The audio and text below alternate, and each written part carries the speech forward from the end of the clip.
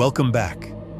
Before we begin our spooky adventure tonight, remember to like the video, subscribe to the channel, and share this video with other horror enthusiasts to give us more motivation. I'd love to know where you're watching from and what time it is, so leave a comment below and cheer me on YouTube. Story 1. I heard someone breathing under the dock. I was 34 when this happened, and up until that weekend I would have told you I knew the woods better than most people know their own neighborhoods. I grew up in northern Wisconsin. My father taught me how to split birch kindling before I was old enough to shave, how to read the wind off a lake, how to tell the difference between a black bear track and a dog track in mud. By the time I was in my 20s, solo camping was the one thing in my life that still felt clean. No phone calls, no traffic, no office politics. Just water, trees, weather, and the ordinary little routines that make you feel human. That October, I drove up alone to a county reservoir near the Michigan border. It wasn't a campground in the developed sense. No hookups, no bathhouses, no office with a smiling retiree handing out maps. It was public land, wrapped around an old flood control lake, with a few primitive shoreline sites, first come, first served. You could fish there, launch a canoe there, or disappear there for a weekend if you wanted silence badly enough. That was the reason I chose it. I had just finalized my divorce 2 weeks earlier. Nothing dramatic. No plates thrown, no affair, no police. Just 10 years slowly going rotten until the papers looked cleaner than the marriage ever had. I wanted somewhere cold enough to numb me out and remote enough that nobody could ask me how I was doing. I arrived a little after 4 in the afternoon. The sky was the color of dirty aluminum, and the wind coming off the water had that late fall bite that gets into your teeth. My site sat on a narrow finger of shoreline with a short wooden dock extending into black water. Behind the site was mixed forest, pine, tamarack, birch, and some stripped down hardwoods. In front, the reservoir opened wide and flat, with dead tree trunks sticking up out of it like snapped bones. There wasn't another car at the boat launch. No voices, no music, no campfire smoke. Perfect. I set up my one-man tent 15 yards back from the water on a patch of hard earth between 2 red pines. I stacked my firewood, boiled water for instant chili, and watched darkness gather over the reservoir in layers. There's a particular kind of dusk on cold water where the whole world seems to hold its breath. The wind falls off. The birds stop. Even the little ripples flatten out until the lake looks less like water and more like oil. I noticed that silence before full dark, and I remember thinking it felt early for everything to go still. I ignored that feeling. After dinner, I walked out on the dock with a flashlight and a beer and stood there listening to the water bump softly against the pilings. The dock was old, pressure-treated boards gone silver with age, warped in places, a little spongy underfoot. The kind of county structure that gets replaced 10 years later than it should. I shined my light down between the boards and saw minnows flickering near the surface. Then I caught a smell. It hit in one strange pulse through the cold air, copper, rot, and something like wet fur left in a garbage bag.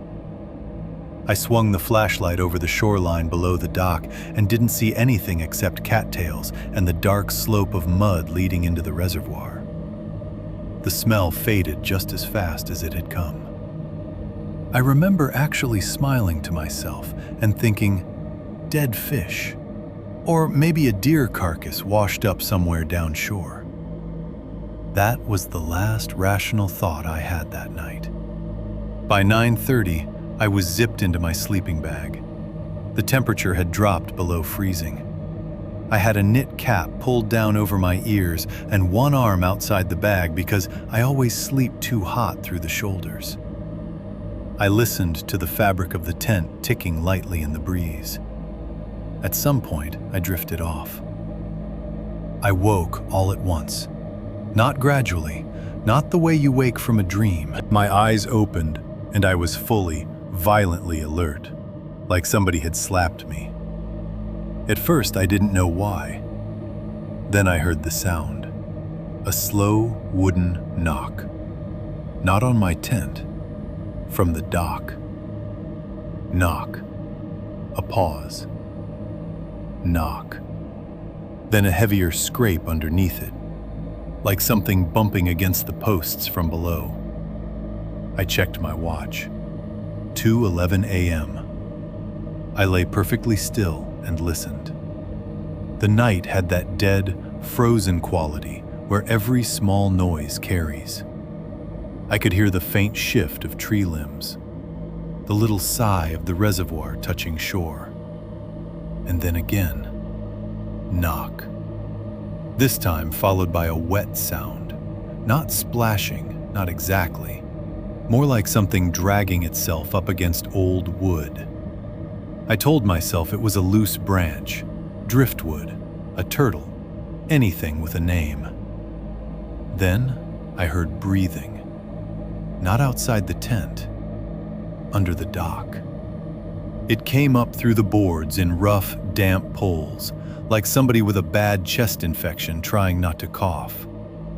Inhale through the nose, small, bubbling hitch, long exhale. I felt every muscle in my body lock at once. I unzipped my sleeping bag as slowly as I could and reached for my flashlight. My fingers had gone numb, or maybe they just felt numb because adrenaline had flooded me so hard I could feel my heartbeat in my gums. I slid the light into my hand and clicked it on without opening the tent. The beam filled the nylon around me with a thin, pale glow. I waited. The breathing under the dock stopped. It didn't move away. It just stopped, as if whatever was under there had seen the change in light through my tent wall and gone still. That was worse. I kept the flashlight on and listened for maybe 2 full minutes. No breathing, no knock, nothing. Then, from the direction of the shoreline to my left, I heard a footstep. A human footstep. Not from the water now, from land. One slow crunch in the frosted leaves, then another. Somebody was walking around my campsite. I grabbed the can of bear spray from beside my pack and sat frozen, staring at the tent door. The footsteps circled wide, never hurrying, never stumbling. Whoever it was moved like they already knew the shape of my camp. They passed behind my tent. I could hear the faint crackle of pine needles. Then they stopped on the side facing the water.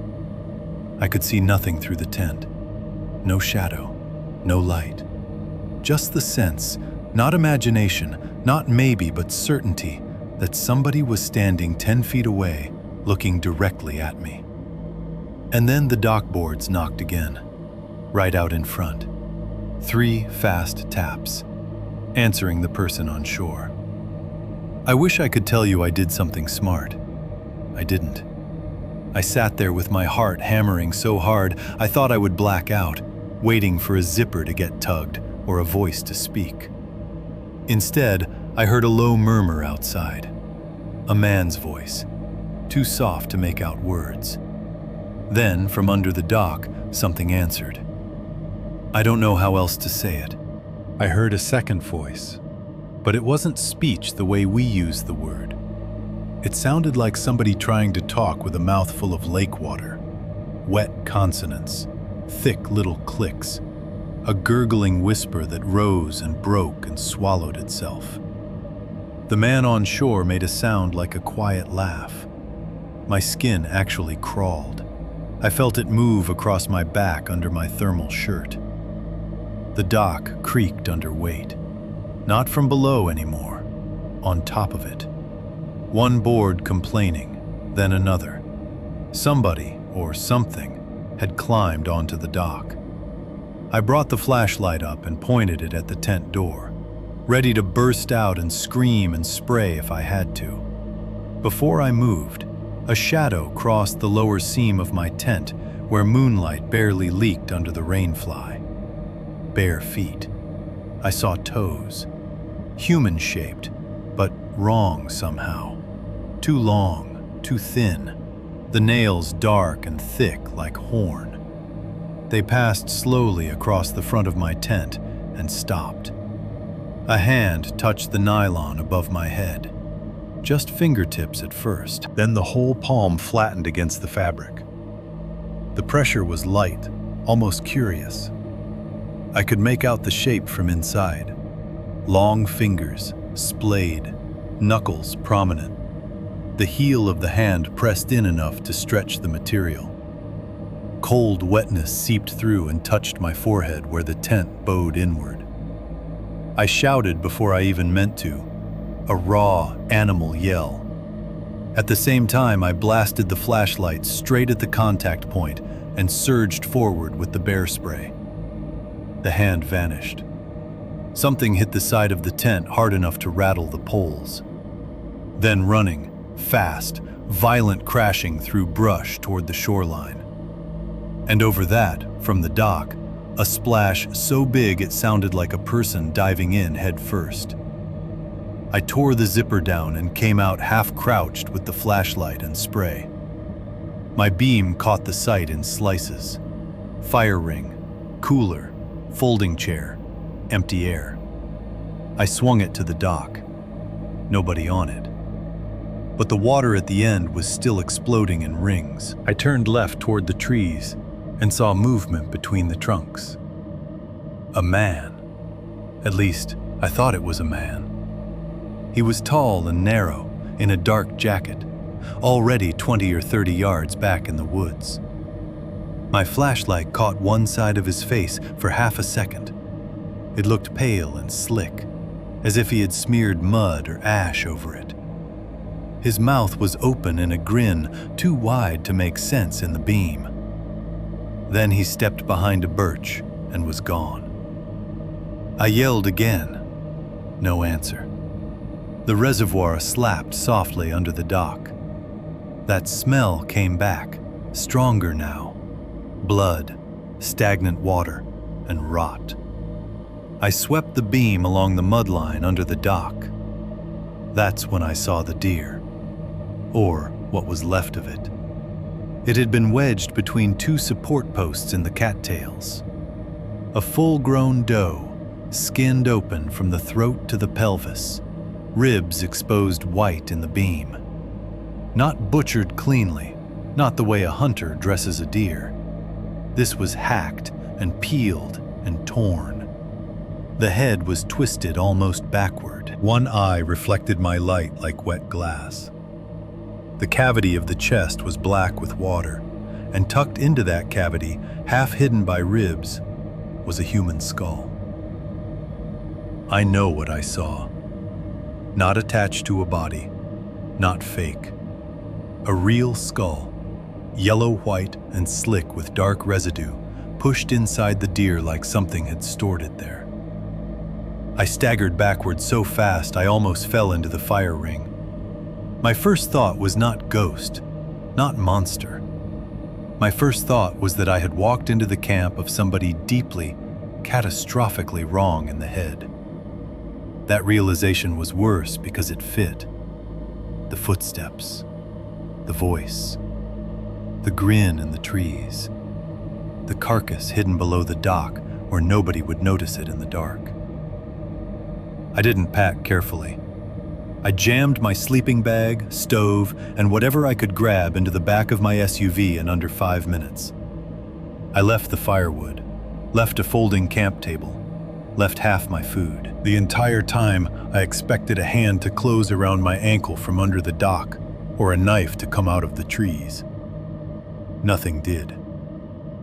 I drove 6 miles of rutted forest road with both hands shaking on the steering wheel so badly I could barely keep the vehicle centered. When I hit pavement, I called 911. The deputy who met me at the highway gas station clearly thought I was somewhere between drunk and panicked until he saw my face. Then he called in a warden and another unit, and we went back just after dawn. The site looked almost ordinary in daylight. My tent was gone because I'd stuffed it into the car. My tire tracks were fresh in the frost. The dock sat there gray and harmless over the black water. The deer was still under it. So was the skull. Up close, the skull was missing the lower jaw. There was a dark split running from the left temple up over the crown, as if it had been struck hard enough to crack. One back molar was still in place. There were shreds of dried tissue inside the cavity where the spinal cord would have entered. The deputy vomited in the cattails. They sealed the area and pushed me back toward the road while more vehicles came in. State police, DNR, a forensic van from the county seat. They photographed the carcass, the skull, the dock, the mud. One of the wardens found tracks around my tent site and down near shore. Bare human footprints. At least 2 sets, one much larger than the other. There were also drag marks in the mud leading under the dock and a smear on one piling at about shoulder height that looked like a bloody hand had gripped it. The deputy took my statement twice because the first time I kept losing my place. I told them about the man in the trees, the hand on the tent, the 2 voices answering each other. He wrote everything down without comment. 3 weeks later, a detective called me. He said the skull belonged to a missing fisherman from Marinette County who had vanished 11 months earlier after taking a small aluminum boat out alone. They never found the rest of him. The doe carcass had been dead less than 48 hours. I asked whether they found the man I saw. The detective said there was evidence someone had been using a collapsed bait shack on the far side of the reservoir. Old blankets, candles, empty food tins, fish hooks, bones. Human bones mixed with animal bones. But whoever had been staying there was gone by the time they searched it. He would not tell me what kind of bones. I asked him about the smaller barefoot tracks. He was silent long enough that I thought the call had dropped. Then he said they couldn't rule out distortion from mud. He sounded like he didn't believe himself. I have not camped near water since. I still dream about that dock sometimes. In the dream, I'm standing on the boards while something moves underneath me, rubbing wetly against the posts. I look down through the gaps and see a face tilted up from the dark water. Human eyes, human teeth. And behind those teeth, as if the mouth opens into another mouth, I can see the curve of a second skull trying to come out. Story 2. The fire tower kept calling my name. In 2021, my younger brother Eli talked me into doing a 3-night hike in eastern Tennessee, near the national forest land that folds up into the spine of the Appalachians. We weren't trying to set records. It was supposed to be one of those adult brother trips where you prove to yourself you can still share a trail without talking about childhood or funerals or the things you haven't forgiven each other for. Eli was 29 then, 6 years younger than me, and the kind of guy who always looked like he belonged in an REI catalog. Beard that stayed neat without trying, calves made out of cable, expensive merino layers, one of those ultralight packs that cost more than my first truck. I was 35, divorced, drinking too much coffee, and carrying the kind of old resentments that only get louder in quiet places. Our father had died that spring. This trip had been Eli's idea, because Dad used to take us camping in those mountains when we were kids. He said it would be good for us. It was not good for us. We parked at a gravel trailhead on a Thursday morning, under a sky low with rain. The plan was simple. Hike 10 miles in, camp near an old fire tower shown on a historical map, then loop back along a creek drainage over the next 2 days. It wasn't heavily trafficked land. Not wilderness by federal designation, but close enough. Old logging roads turned into trails, steep hollows, rhododendron thickets thick enough to swallow a person 10 feet off the path. Dad had once told us that if you step off trail in those mountains at dusk, the woods can close behind you like a mouth. We found out how right he had been. The first day was all wet leaves and mist. Everything smelled like earth and iron. Around 4 that afternoon, we reached the ridge where the fire tower was supposed to stand. But all we found were 4 concrete footers and a rusted ring of bolts where the structure had been cut down decades earlier. No view to speak of because cloud had swallowed the entire valley. Just white blankness drifting through the trees. There was, however, a service cabin about a quarter-mile downslope on an old spur path that wasn't shown on Eli's GPS map. Calling it a cabin makes it sound nicer than it was. It was really a square concrete block building, maybe 14 feet by 14, with a rusted metal roof and a steel door hanging slightly crooked on welded hinges. No windows. A faded state forestry emblem still clung to one wall. Someone had once used it for equipment storage or radio gear. The lock had long since been broken off. Inside were 2 metal shelves, a stained plywood counter, and a single narrow cot frame without a mattress. The place smelled of mouse droppings, cold concrete, and old rain. But it was dry, and dry was enough. The weather had turned nasty, with sleet ticking through the leaves and wind coming hard over the ridge. We decided to camp inside. Eli joked that Dad would have loved it because it looked like the kind of place a serial killer would repair generators in. I laughed harder than it deserved. By dark, the temperature had plunged. We made ramen on our backpacking stove, ate sitting on our pads with our backs against the wall, and listened to wind worrying at the roof seams. There was one weird feature in that building I noticed, and then tried not to think about. A rusted speaker box mounted high in the back corner near the ceiling.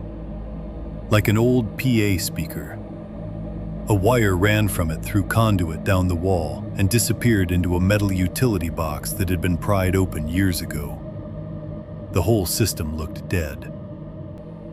Around 9:30, Eli passed out. He could sleep anywhere. I stayed up scrolling through old photos on my phone until I lost signal and battery both. At some point, I shut my eyes. The speaker popped at 1:07 a.m. A sharp burst of static inside that tiny concrete room. I came off my pad so fast I slammed my shoulder into the wall. Eli jerked awake, cursing. We stared up at the speaker box in the dark. For a few seconds there was nothing. Then a voice came through. Thin, grainy, and far away. A man's voice. "Copy. Station 2. Say again?" Static swallowed the rest. Eli sat up straight. "What the hell?" I whispered back. "Probably old interference. Radio bleed." Even as I said it, I knew how stupid it sounded. There was no power, no active equipment, no reason for that dead speaker to say anything at 1 a.m. in a concrete relic halfway down a mountain. The voice came again. This time not the same phrase. A woman, maybe. Hard to tell under the hiss. "Do you see him?" Then static. I felt the hair come up on both my arms. Eli got to his feet and shined his headlamp toward the back corner. The speaker was just a rusted box with a dented grill. The utility box below it hung open, wires cut and hanging like dead vines. "Battery in there, maybe?" he said. "There is no battery in a wall speaker from the 50s, I said. We stood under it listening. For 10 full minutes, there was nothing. Long enough for adrenaline to start turning into embarrassment. Eli said it had to be some prank, or maybe a handheld radio from another hiker catching in the metal somehow. Then the speaker crackled again, louder now, and a man's voice said very clearly, "Michael." My name. Not my last name, not Mike. Michael, the way my mother said it when she was furious. Eli looked at me. I said nothing because I could feel something awful opening inside my chest. Dad had called me Michael. Nobody else did. The speaker hissed. Then the voice came back, calm and male, and distorted by static, but unmistakably deliberate. "Michael, come outside." Eli actually laughed once. Short, breathless, disbelieving. "Okay, that's not funny." He thought somebody was messing with us. He marched to the door, yanked it open, and swept his headlamp into the sleeting dark. The beam caught wet leaves, black tree trunks, and white needles of sleet crossing the light. No people, no other lights, no campsite, nothing. Then from somewhere deeper in the woods downhill, a radio answered. The real kind this time, handheld. You know the sound if you've ever used one. Button to press, a rush of static, then a clipped voice. A man said, "He opened it." I grabbed Eli's shoulder so hard he swore. "Shut the door." He did. The room seemed to shrink by half. We killed our headlamps and stood in the pitch dark, listening to sleet hit the roof and static whisper intermittently from that dead speaker above us. Once every few minutes, a new fragment came through. "North side. Wait. He's with another one." The voices never sounded hurried. That was what got to me. They sounded patient, professional almost, like people coordinating a job they had done before. At 1:43, the first knock came on the steel door. Not pounding. Knuckles. 3 even taps. Eli whispered, "There's no way." I could hear his breathing getting too fast. Another voice spoke from outside, muffled by the door. Male. Middle-aged, maybe. "Forestry. Open up." I moved close enough to the door to smell the cold metal. "Which district?" I said. No answer. Then the voice tried again, same flat tone. "Open up. It's about the tower." I don't know why that sentence terrified me as much as it did, but it did. Maybe because it sounded rehearsed. Maybe because we had both stood at the old tower footers hours earlier and there had been something about that blank, clouded ridge that already felt watched. Eli mouthed, "Don't." We backed away from the door. My heel hit the cot frame with a metallic clang that seemed to ring forever. Silence outside. Then footsteps moving around the building. Not one set, several. Wet leaves crunching, boots sliding in sleet, circling the concrete block walls. They went slow, stopping at each side. There were no windows, but each pause felt like somebody outside was leaning close, trying to hear our breathing through mortar. The speaker above us crackled once more. A child's voice came through. It was my brother's voice, not adult Eli, 8-year-old Eli, high and breathless, the way he'd sounded the summer he fell through the dock at our grandparents' pond. "Mike," the speaker said, "Dad's down there." Every joint in my body turned to water. Eli made a choking sound beside me because he recognized it too. There are some sounds your brain never misfiles. Your little brother crying for you is one of them. The speaker popped. Static. Then another burst. "He won't come up!" Eli grabbed my sleeve and hissed right into my ear. "We're leaving, right now." I said, "There are people outside." He said, "Then we go through them." That was when something struck the roof. A heavy impact. Then another. Footsteps overhead. For one blind second, I couldn't understand what I was hearing because there should not have been room for a person to get onto that roof without a ladder. But there it was. Slow steps on rusted metal directly above us, pacing from one side to the other. A grain of rust fell into my eye. Then came a dragging sound over our heads, hard and gritty, like something heavy being pulled across corrugated tin. Eli snapped on his headlamp and aimed it up just as a dark, wet line began to creep through a seam in the ceiling. At first, I thought it was rain. Then it reached the wall and thickened. It was too dark, too viscous. Blood. A fat drop hit the concrete floor between us with a sound as small as a kiss. Then another. Then a strip of something pale and rubbery pushed through the seam and hung there swaying. I stared at it stupidly until my brain supplied the answer. Skin. A piece of scalp with wet hair attached. Eli vomited on the floor. Outside, the person at the door knocked again, louder this time. "Open up!" The voice through the speaker, now back to my brother's childhood voice, whispered, "He's on the roof." That broke whatever freeze had hold of me. We ran. Not out the door. There was a maintenance hatch in the rear corner, half concealed behind one of the metal shelves, probably leading to an old cable trench or utility crawl space. Eli had noticed it earlier because the cover was dented. He kicked the shelf aside, ripped the hatch up, and a blast of cold, moldy air hit us from below. Pitch dark. Dirt and stone. No idea where it led. Didn't matter. We dropped into it feet first and pulled the hatch shut over our heads, just as something hit the steel door hard enough to ring the whole room above us. The crawl space was maybe 3 feet high. We had to move on hands and knees through wet clay that smelled like old roots and rodent urine.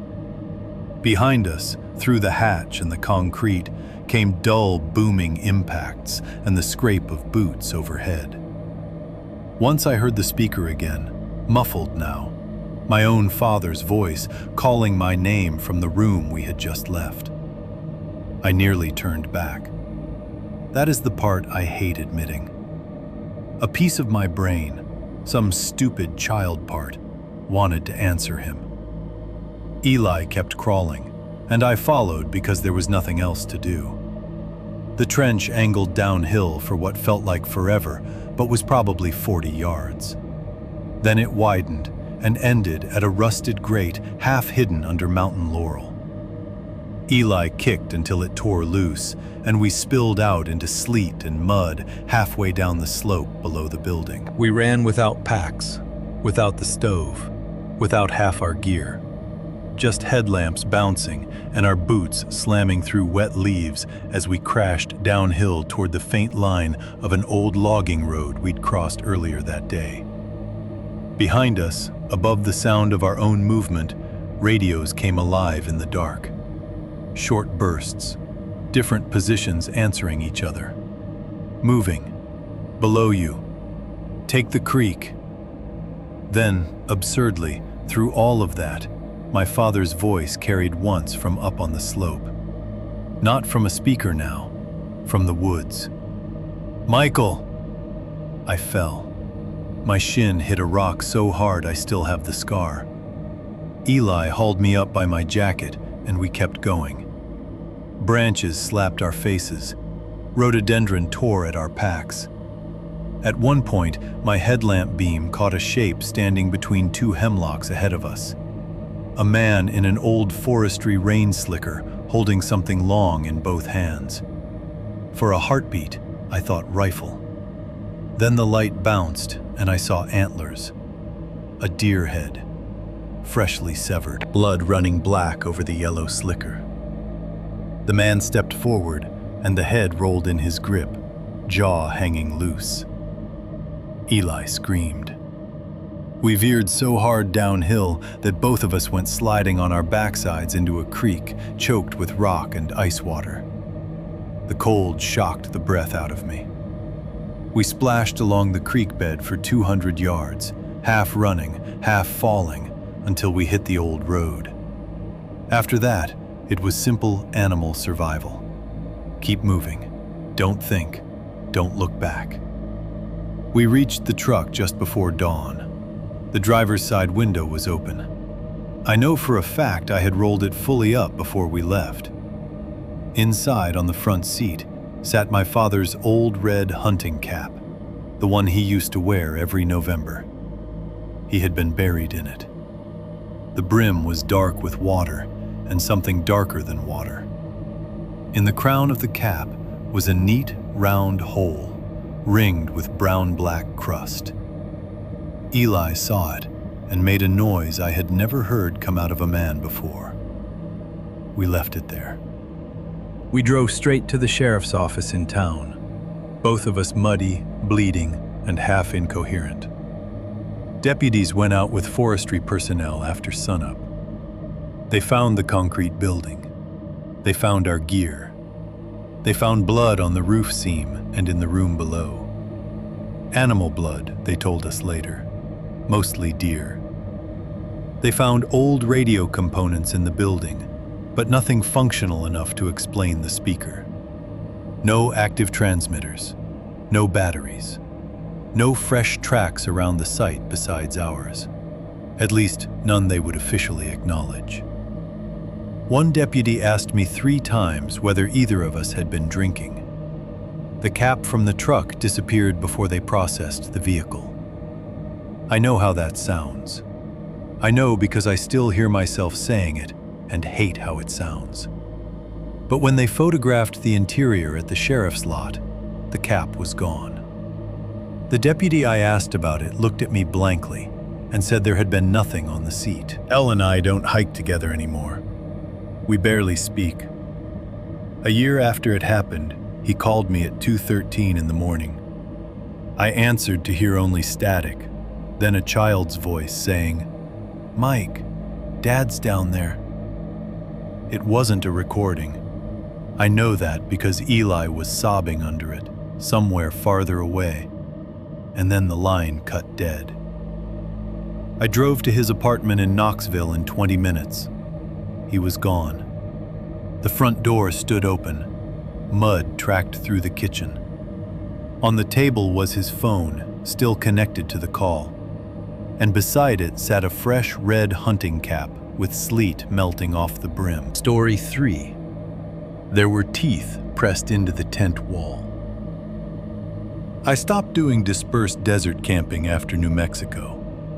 I still tell people it's because I got older and softer, because a hot shower and a locking door started sounding better than sleeping on the ground 40 miles from the nearest paved road. That's what I say because it ends the conversation. The truth is that I woke up one night in a tent and saw human teeth pressing through nylon from the outside. Not a smile, not a face, just the hard white shape of a mouth where no mouth should have been. This happened in March of 2019, when I was 32 and still stupid enough to confuse solitude with strength. I had been dating a photographer named Jen for about 6 months. She loved empty places and ugly weather and abandoned things, which meant she fit right into the version of myself I liked at the time. We took a long weekend down into western New Mexico to shoot night sky photos and camp on BLM land outside the formal campground areas. With us were her cousin Mark and his girlfriend Tessa. Mark was the kind of guy who kept a pistol locked in his truck and liked to remind everybody he had a pistol locked in his truck. Tessa was funny, practical, and had better instincts than any of us. The site we picked was a Badlands shelf above a dry wash, surrounded by low juniper, volcanic rock, and white clay that glowed under moonlight. There were old mining cuts in the area from early 20th century prospecting, collapsed shafts, spoil piles, rusted cable, scraps of machinery half buried in dirt. The official advice on the BLM sign at the highway turnoff had been simple: stay out of abandoned workings and don't camp near unstable openings. We ignored the second half because the shelf had the best view. About 200 yards from our tents, down in the wash, stood the concrete collar of an old vertical shaft with a broken chain-link fence around it. That should have been enough to make us choose somewhere else. It wasn't. We arrived in late afternoon, set 2 tents side by side, and spent the evening cooking fajitas on a propane stove, while Jen took sunset shots of the mesa rim. The light out there can make even trash look biblical. Burnt orange rock, violet shadows, sky going green at the edges before it sinks into black. Tessa mentioned once that she didn't like how sound carried in that wash. She was right. A little pebble kicked down there would echo up delayed and wrong, as if something below were tossing it back. After dinner, Mark drank too much whiskey and told stupid ghost town stories. At one point, he walked to the mine fence and yelled into the shaft just to hear the echo. We all told him to knock it off. He laughed and came back. By 10, the temperature had dropped hard. Desert cold is meaner than forest cold. It feels less natural somehow, like the heat was a favor that got withdrawn without warning. We zipped up and settled in. Jen and I were in the larger tent. Mark and Tessa were 10 feet away in theirs. I woke around 3 with a cramp in my calf and the feeling that somebody had spoken directly outside my ear. The tent was black. Jen snored softly beside me. Then I heard it again. A voice, low and male, from somewhere outside. Not words at first, just the cadence of someone talking under his breath. I checked my phone. 3:04 a.m. I almost assumed it was Mark out peeing and muttering to himself until I realized the voice wasn't moving. It seemed to be coming from one fixed point near the wash. Then a second voice answered, higher, wet, like someone trying to speak through damaged teeth. I sat up slowly enough not to shake the tent and listened.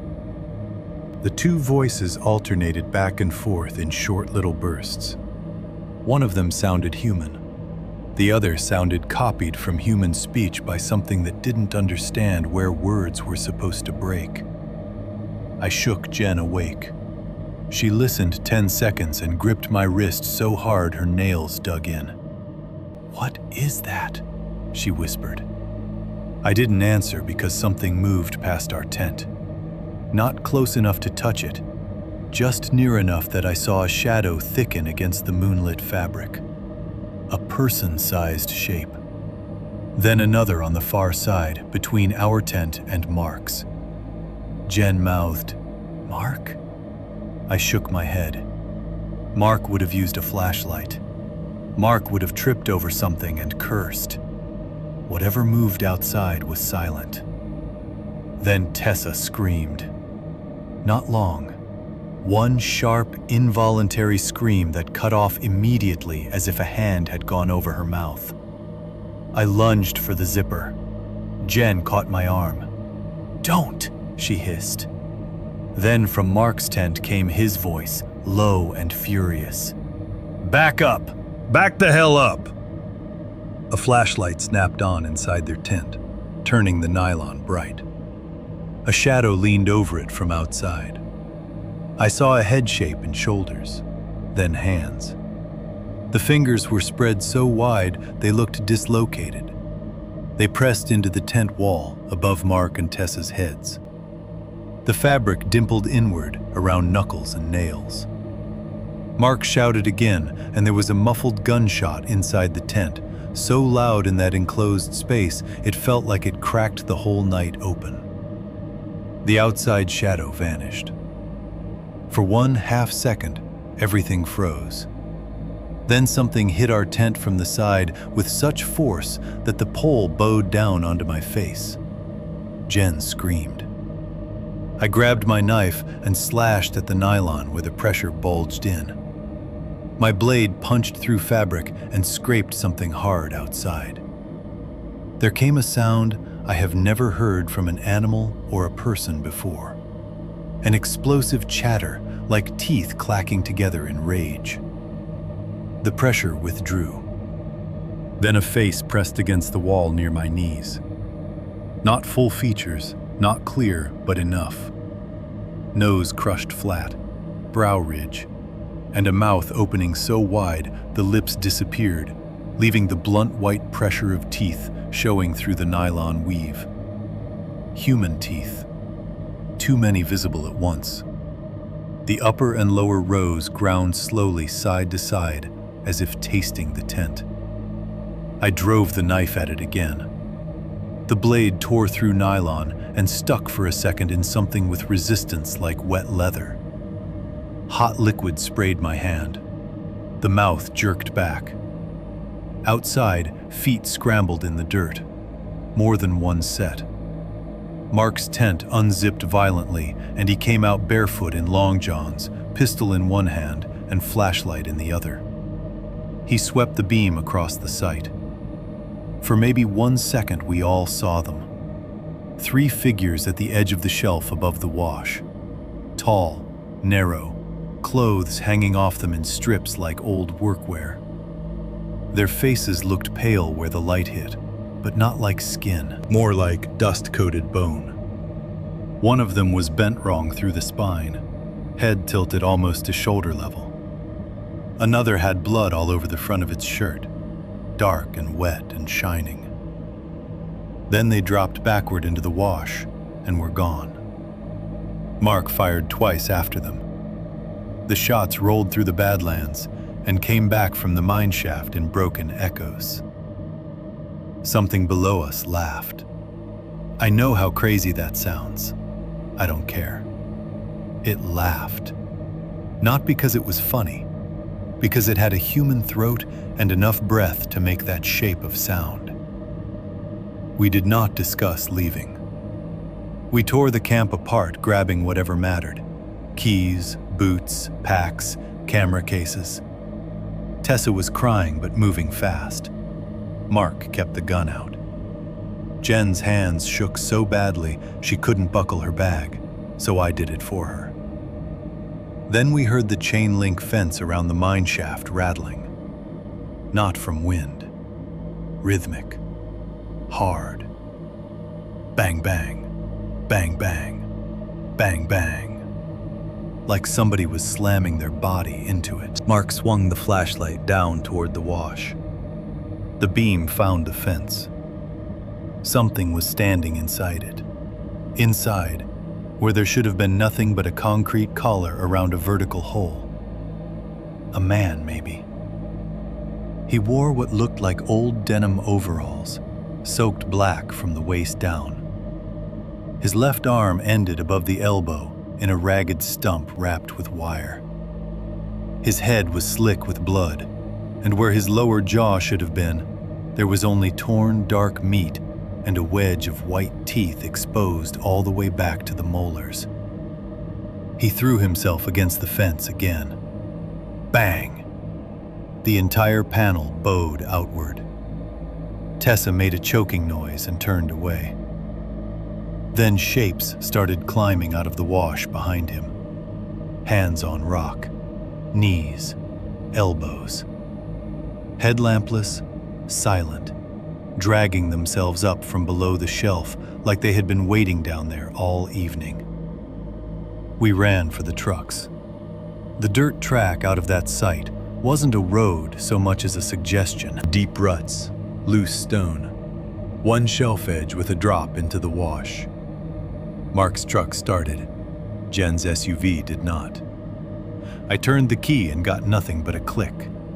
Again. Click. again. The driver's window exploded inward, not shattered by a fist, something metal. A mining spike or a rock bar came through the glass and punched into the passenger seat where Jen's torso had been a second earlier before she ducked. She screamed and curled over herself. I looked up and saw a face outside the broken window. Male. Old. Skin split across the forehead.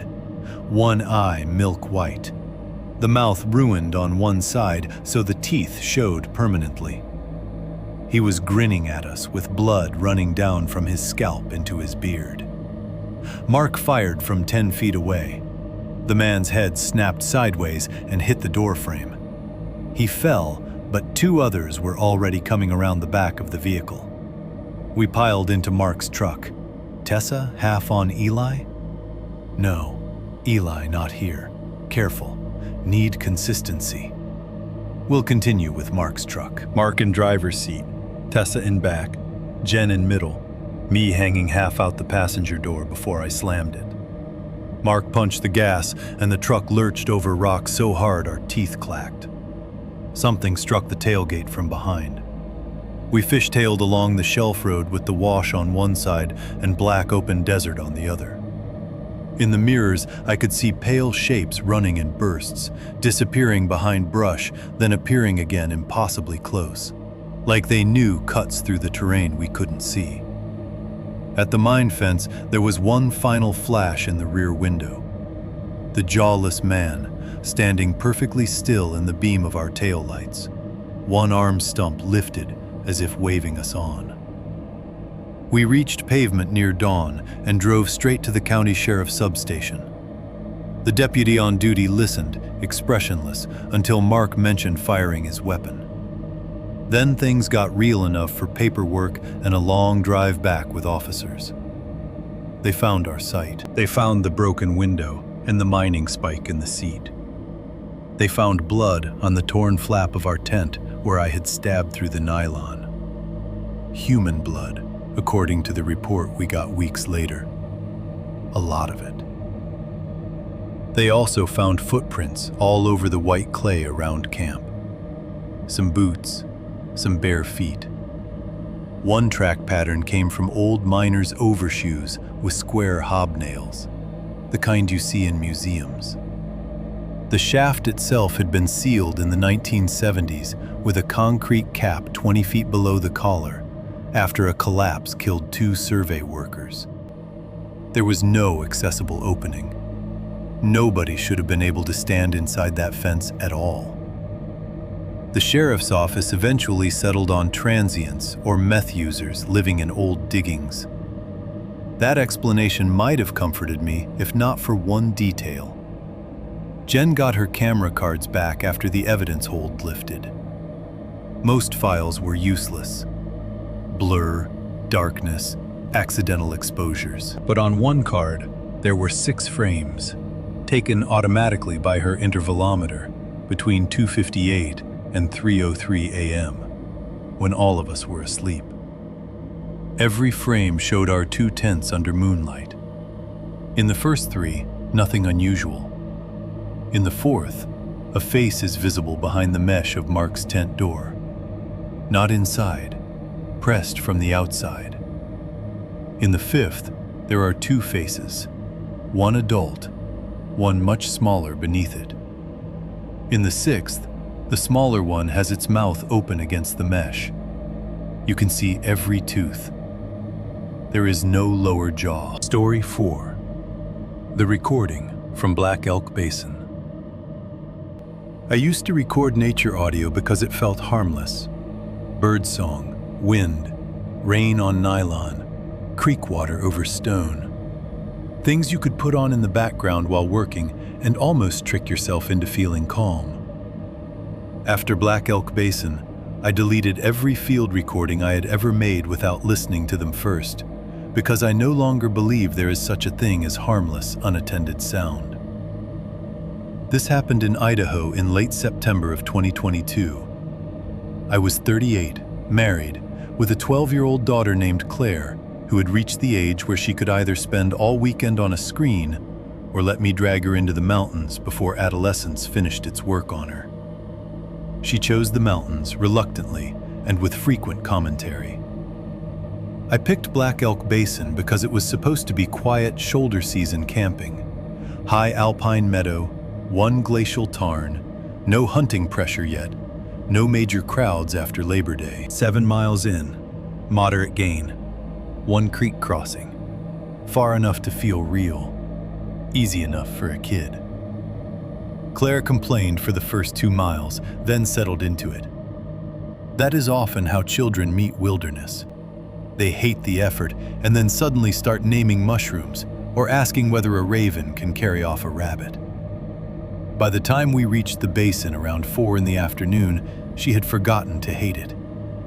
The place was beautiful in a severe way. Frost-burned grass, white bark pines twisted low by wind, a black oval tarn cupped beneath granite. You could tell winter was already testing the perimeter.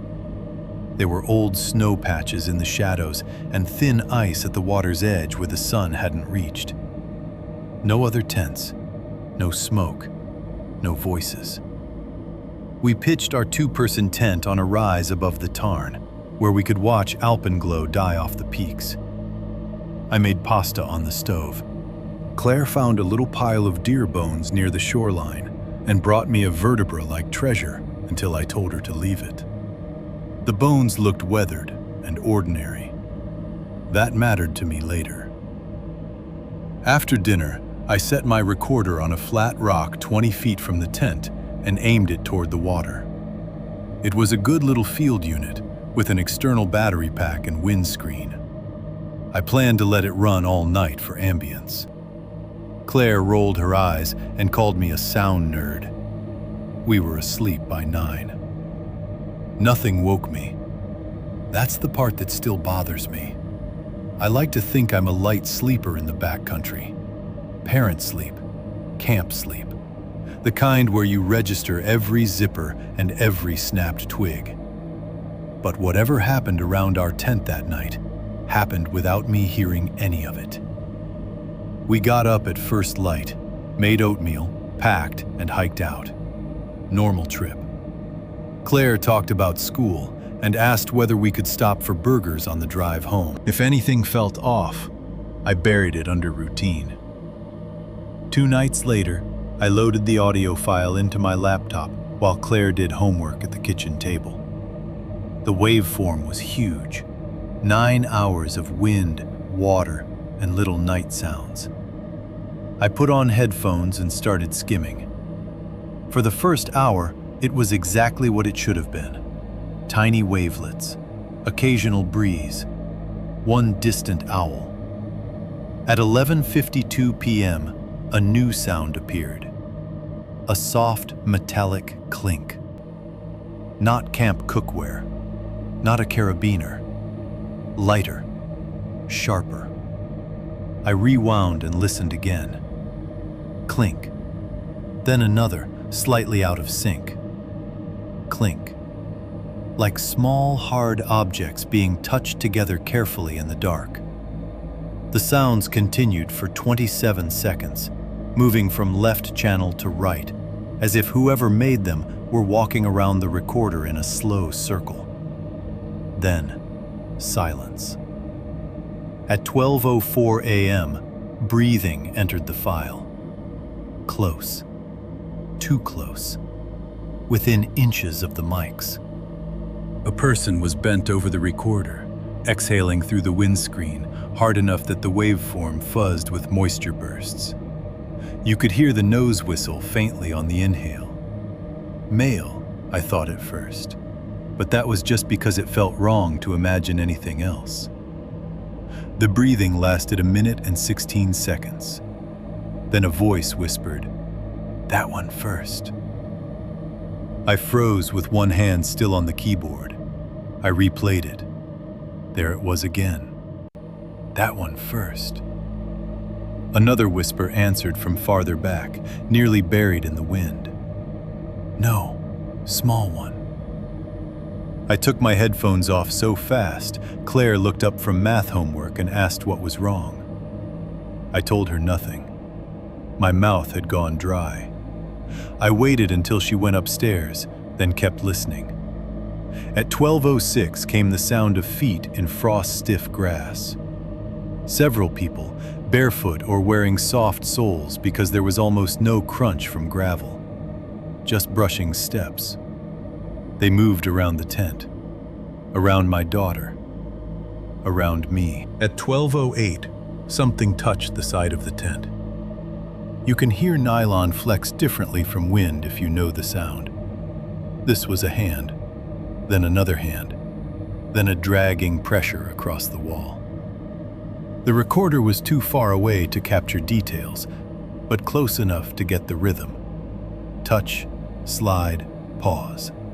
Touch, slide, pause. At 12:10, Claire spoke from inside the tent, not fully awake, sleep-talking. "Dad?" A voice right outside the tent answered instantly. My voice. Perfectly my voice. "I'm here, baby." I ripped the headphones off. I sat in my office, staring at the wall, while every hair on my body stood up. Then I put them back on, because not knowing was suddenly worse than knowing. The mimic voice continued softly, right at the tent wall. "Unzip it for me." There was a rustle inside the tent. Sleeping bag movement, maybe Claire turning. Then my actual voice erupted in the recording from inside the tent, thick with sleep and alarm. "Claire?" Immediately there came a violent scrambling outside, feet striking stone, someone sucking in breath through teeth, multiple bodies shifting away from the tent all at once. For 3 or 4 seconds, the whole stereo field filled with movement. Then it stopped. I leaned forward over the desk, every muscle tight. Nothing but wind. No more footsteps. No whispering. For almost 2 minutes, the basin returned to normal. At 12:13, a new sound began in the far left channel. Crunch. Pause. Crunch. Something brittle being broken one piece at a time. I increased the gain and listened in horror as the sound went on and on with little wet adjustments between cracks. Not sticks. Not ice. Something denser. Hollow in the middle. Bone.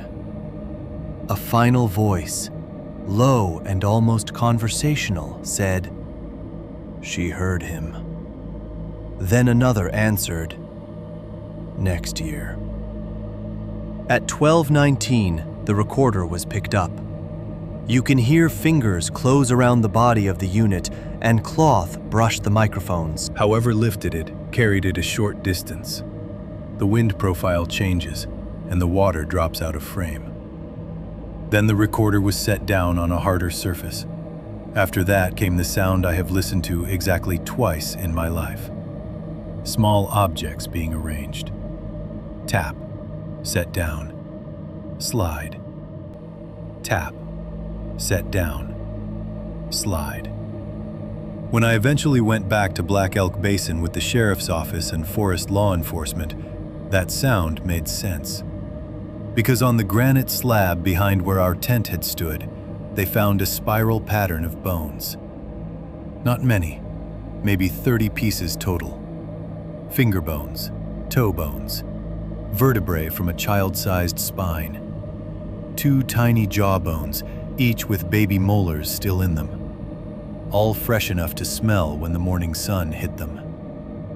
We did not find them the day we hiked out, because whoever arranged them had used the same gray granite dust and wind-blown grass to half veil the pattern. But in the daylight, after the recording, with officers there, and me shaking and pointing, the shape emerged plain as a drawing.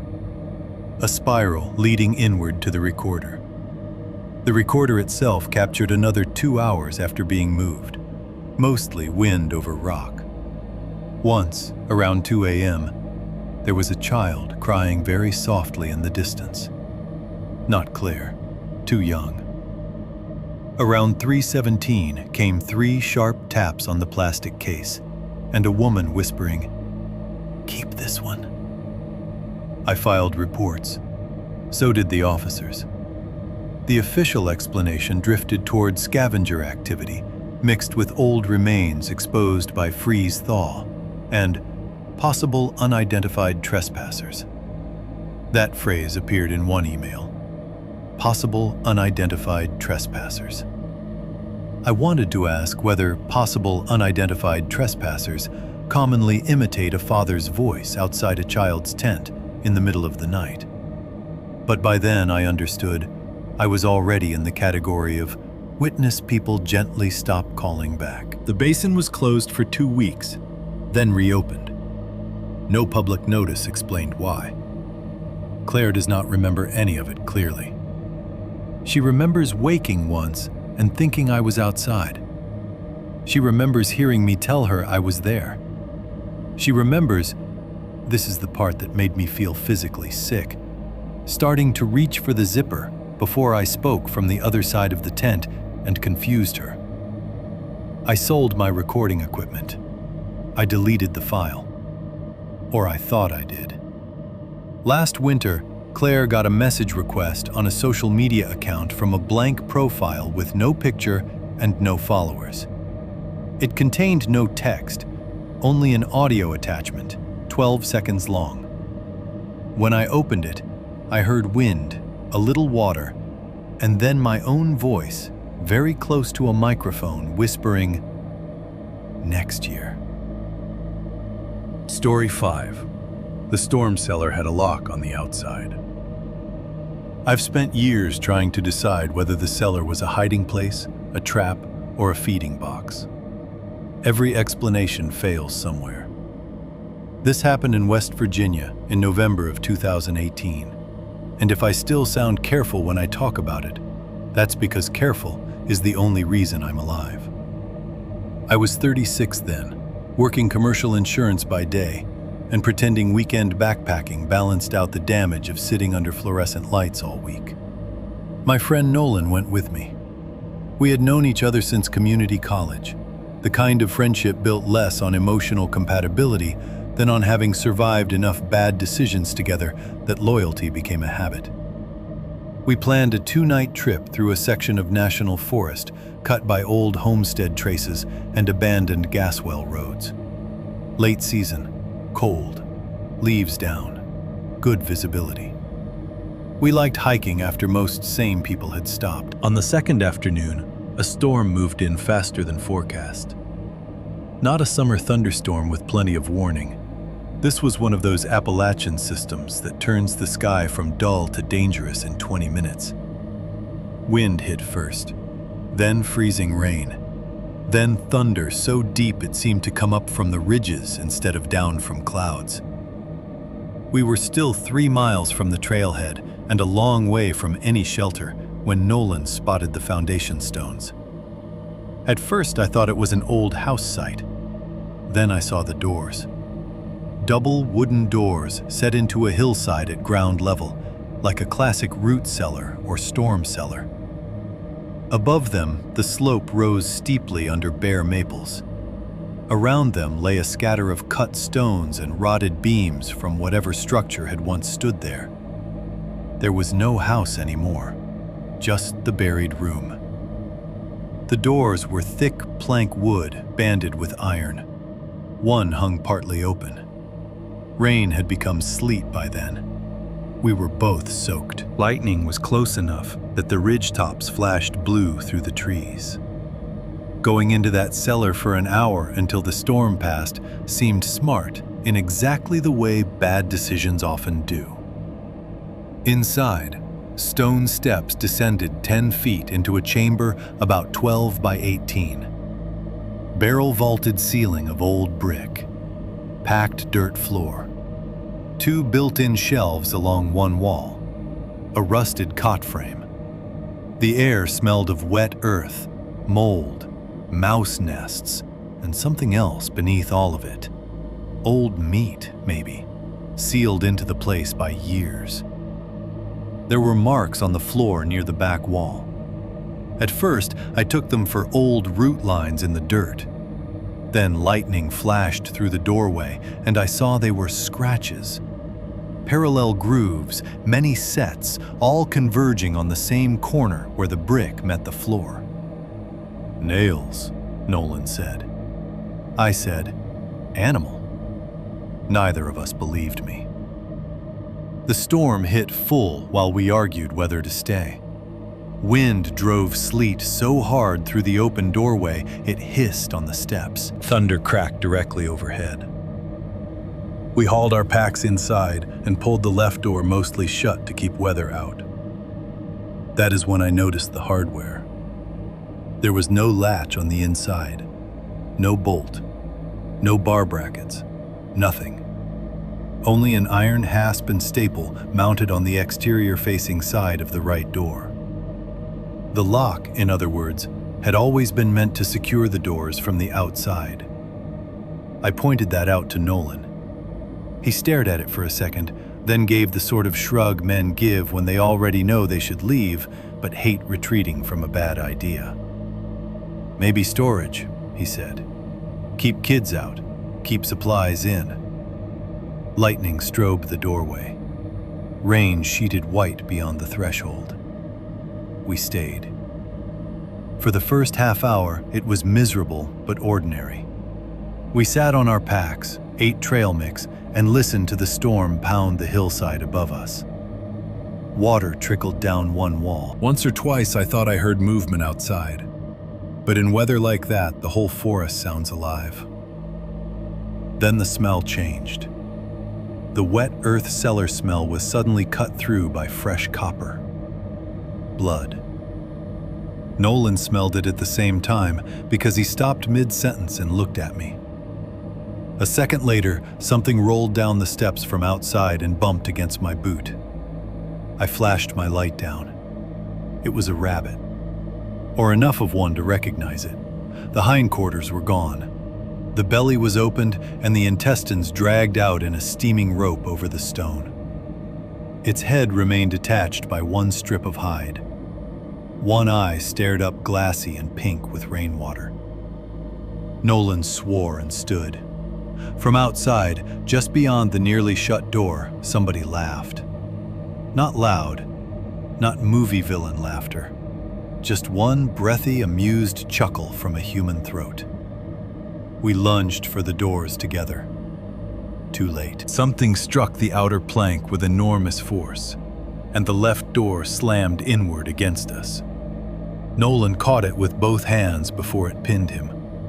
I threw my shoulder into the right. Another impact from outside drove both doors almost shut. Then metal scraped. A chain drawn through the hasp. The distinct clack of a padlock snapping shut. The storm outside covered everything for a beat after that, except our breathing. Nolan screamed, "Hey!" and rammed the wood with his shoulder. The door shook but held. I jammed my fingers into the crack between the planks and felt cold rain on the other side. No person, no hand waiting. Just the certainty that someone had closed us into a cellar with a lock on the outside during a storm in the middle of nowhere. Then came footsteps above us. Several. Crossing over the roof of the buried chamber, crunching wet leaves and loose stone. Not running. Pacing. I backed down the steps and shined my light around the room. That's when I saw the hooks. 3 iron butcher hooks hung from a beam near the back, black with age and nearly invisible against the brick until the flashlight hit them. Under them, the dirt was darker than the rest of the floor, stained and restained until color had become part of it. One of the built-in shelves held glass jars clouded with residue. Another held folded strips of fabric that looked like rags until Nolan picked one up and dropped it instantly. It was a child's flannel pajama top. Small, yellowed with age. The front was stiff with old brown-black staining. "Jesus Christ," he said. We started looking for another way out. There wasn't one. But there was the corner with the scratches. Dozens of them, maybe hundreds, layered over each other in the dirt and lower brick. Human fingernail height if a person were lying on the floor, clawing at that spot while facing the doors. Nolan knelt and brushed the dirt away with his glove. Something pale emerged from the corner. Bone. Then another, and another. Finger bones packed into the dirt with buttons, rusted snaps, and little milky teeth. I grabbed him by the jacket and hauled him up because the beam of my light had found something worse along the side of the cot frame. Hair. Not attached to anything visible, just long, dry bunches caught in the rust springs, as if heads had thrashed there over and over until strands tore free.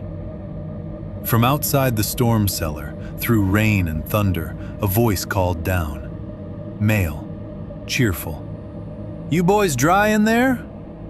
Nolan shouted a string of threats back. No reply for a moment. Then another voice answered from farther away. A woman this time. "Check after dark." The first man laughed again. Their footsteps moved off over the roof. We did not talk for a full minute. We just stood in that cellar, breathing the smell of old blood and wet rabbit, and knowing exactly what the place had been used for.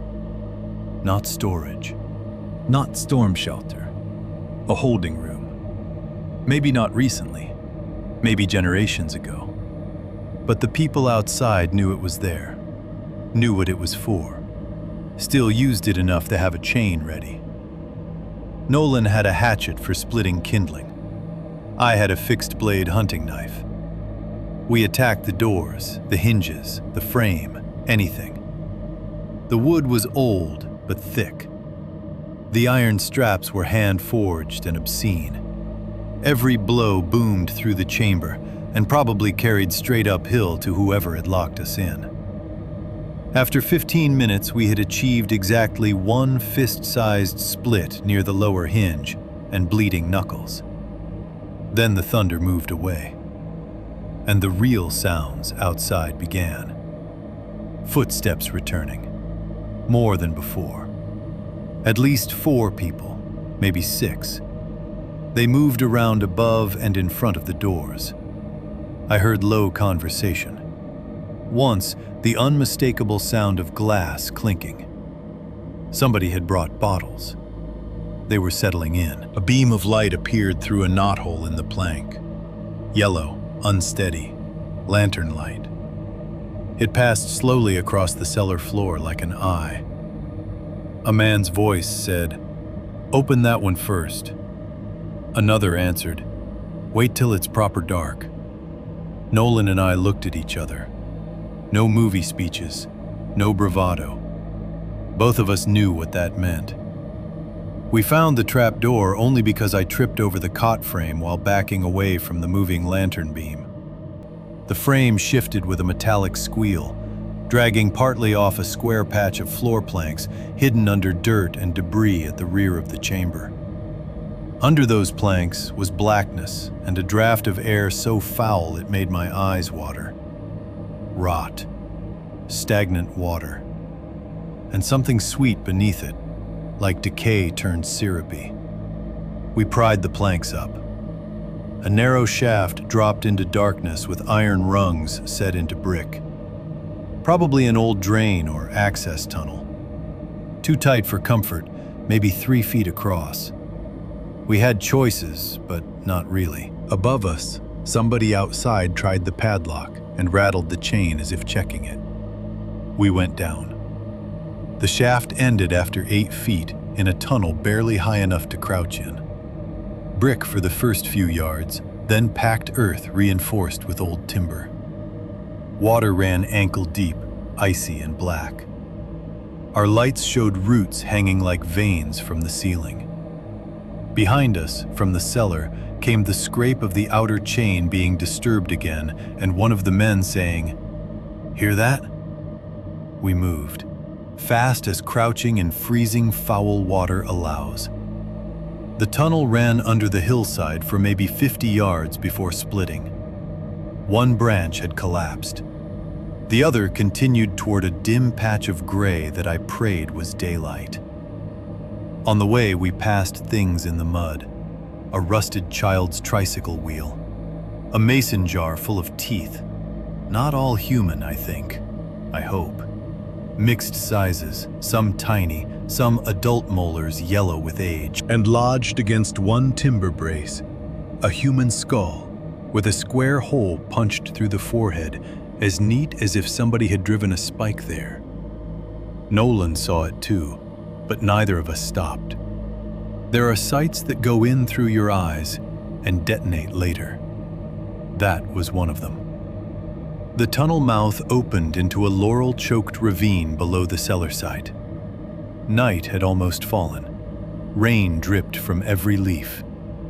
We clawed our way out, covered in mud and smelling like a grave. Above us on the slope, lights moved around the hidden foundation of the old house place. Lanterns, not flashlights.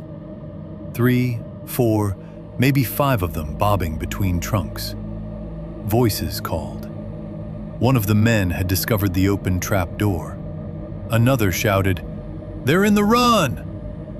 Then the chase started. If you've never run downhill through wet Appalachian dark with strangers behind you, there is nothing cinematic about it. It is slipping, smashing into laurel, grabbing saplings, swallowing blood from your bitten tongue, praying every next footfall finds ground. We went down the ravine because up meant them, and sideways meant cliffs. Twice I heard someone close behind enough that their breath carried. Once a hand brushed the back of my pack. Nolan swung the hatchet without looking, and there was a wet grunt, then crashing. We reached a creek and followed it blind until it widened into an old gas road. At the road edge stood a pickup truck I had not seen on the hike in. Engine warm. Driver's door open. In the bed under a tarp were lengths of chain, a bolt cutter, burlap sacks, and a stack of folded baby blankets darkened by mildew and older stains. Nolan stopped dead at the sight. I didn't. I grabbed the bolt cutter because metal felt better in my hand than hope. Headlights flared uphill behind us. Another vehicle on the road, approaching slowly with no urgency at all. We ran again. By the time we hit the highway shoulder, we were both half hypothermic and covered in black mud from chest to boots. A state trooper found us 40 minutes later, walking in the road like escaped inmates. He believed enough of our story to call in deputies and the Forest Service. They found the cellar. They found the rabbit remains. They found old bones under the corner, though the official report later called them commingled historic remains of indeterminate origin. They found the truck abandoned on the gas road, but no driver. The tunnel had partially collapsed by morning. The skull and jar of teeth were gone. So were the blankets from the truck bed. No arrests were ever made. The Forest Office told us there had been isolated reports for years about people finding old storm cellars or buried foundations with fresh chains, recently cut firewood, or evidence of unauthorized occupancy. That phrase again. Always a phrase that keeps blood off paper. Nolan stopped backpacking entirely after that. He drank harder, grew twitchy, started locking his apartment windows in daylight. 8 months later, he mailed me a padded envelope with no note inside. It contained a tiny brass padlock, heavily rusted, still looped through 3 inches of chain. The keyhole was packed full of dried, dark material. When I took it to a locksmith friend, he worked at it for 10 minutes and then used a pick to pull something out of the mechanism with the tip. A human fingernail. Small, painted pink. Nolan disappeared 2 weeks after mailing it. His truck was found at a trailhead in Nicholas County. No signs of violence. No goodbye note. On the passenger seat lay a folded yellow flannel pajama top for a child about 4 years old, stiff with old brown staining and damp from recent rain.